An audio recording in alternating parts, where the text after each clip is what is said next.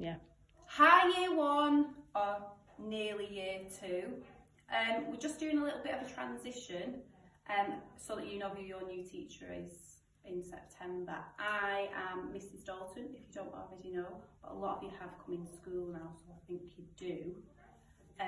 Very lucky in September because you are going to also have Mrs Knights, who's currently filming me, and if she just flips the camera, you can just say a quick hello.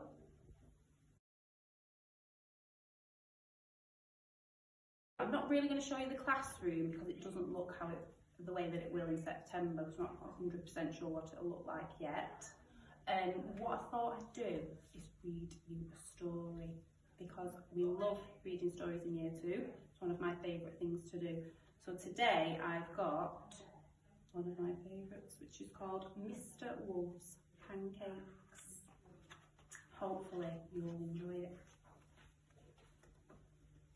One day, Mr Wolf was feeling hungry. He fancied some pancakes. Yum yum, he said, licking his lips at the thought of a big fat pile of fresh, delicious pancakes. Mr Wolf had never made pancakes before, so he took his big recipe book down off the shelf and looked inside. But wolves can't read very well, and Mr Wolf had trouble making sense of it. So he went to get some help from his neighbours. He called on Chicken Licken, who lived nearby. "Please, can you help me read this?" he asked. "No," said Chicken Licken, slamming the door in Mr Wolf's face. Bang. "Oh dear," sighed Mr Wolf. He sat down, slowly read the book, and worked out what he needed, all by himself. You can see the ingredients there, if you can work out what you need. Mr Wolf looked in his cupboard for the ingredients, but he couldn't find anything he needed. "I'll go to the shop," he decided, and he settled down to write a list. But wolves aren't very good at writing, and so Mr Wolf called on Wee Willie Winkie. "You're very clever," said Mr Wolf. "Can you help me write my shopping list, please?" "No," said Wee Willie Winkie. "Go away." He slammed his door. Bang. "There's no need to be like that," said Mr Wolf quietly. Mr Wolf sat down and tried very hard with his writing until he'd made his shopping list all by himself.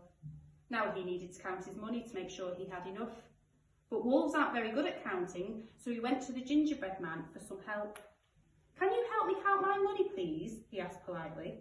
"No, I'm too busy to bother with you," said the gingerbread man, slamming his door.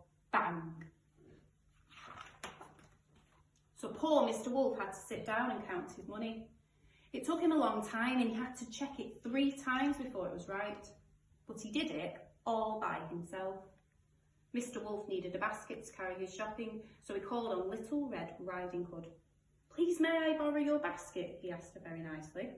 "I'm not lending my basket to you," said Little Red Riding Hood. "Now clear off." So Mr Wolf set off to the shop without a basket. "I'll manage," said.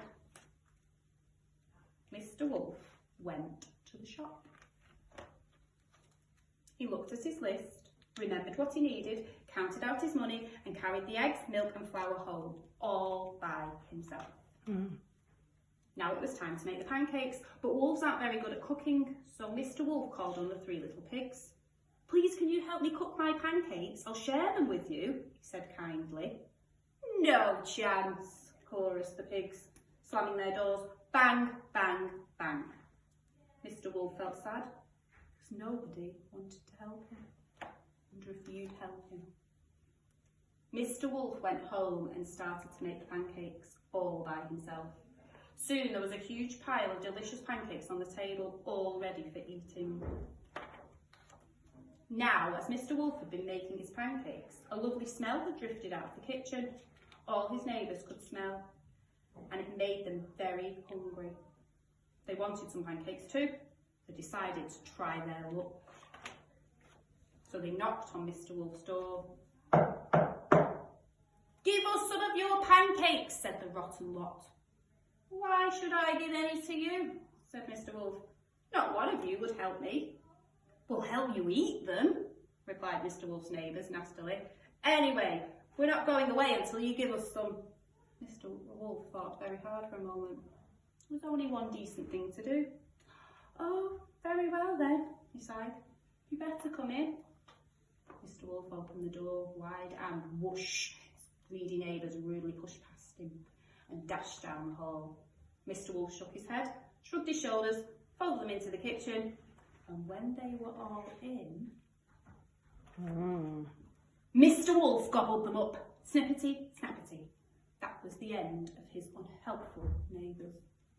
And then, with his bulging tummy not quite full, Mr. Wolf sat down to eat his pile of pancakes, and he did it all